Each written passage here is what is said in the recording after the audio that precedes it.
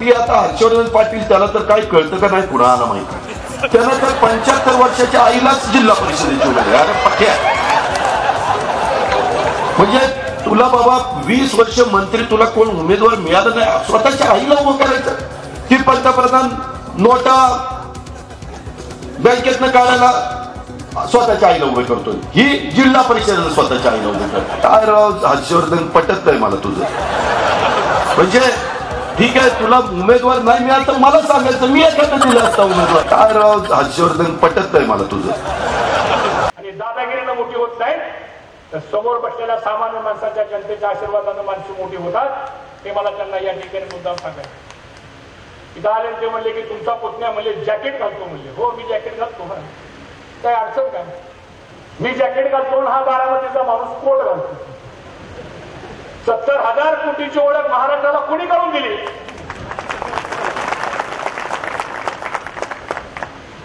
आणि कोणीतरी मगाशी म्हणाले हेलिकॉप्टरने आमच्या लाकडीलाच म्हणले धरणात पाणी असं तर माझ्याकडे या, धरण मोडून दाखवतो. ही नेतृत्व संपत.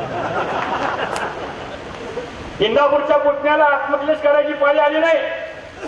आणि मी आपल्याला जबाबदारीने सांगतो, भाऊच्या साक्षीनं, पुतळ्याच्या साक्षीनं, समोर भाऊचा पुतळा आहे. इंदापूरच्या पुतण्याला कधी आयुष्यात कधी आत्मक्लेश करण्याची पाळी येणार नाही, पण तुम्हाला मात्र करायला जावं लागतं.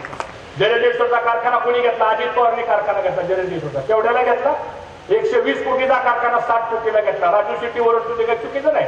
हायकोर्टामध्ये केस चालली, आता सांगतो कळेल. दूध का दूध पाणी का पाणी सांगतो. ती आता हर्षवर्धन पाटील त्याला तर काय कळतं का नाही कुणाला माहिती. त्यानं तर 75 वर्षाच्या आईलाच जिल्हा परिषदेची उमेदवारी. अरे पक्या म्हणजे तुला बाबा 20 वर्ष मंत्री तुला कोण उमेदवार मिळालं नाही, स्वतःच्या आईला उभं करायचं. की पंतप्रधान नोटा बँकेतनं काढायला स्वतःच्या आईला उभे करतोय, ही जिल्हा परिषदेनं स्वतःच्या आईला उभे करतो. काय राव हर्षवर्धन पटत नाही मला तुझं. म्हणजे ठीक आहे तुला उमेदवार नाही मिळाला तर मला सांगायचं, मी एखादा दिला असता उमेदवार.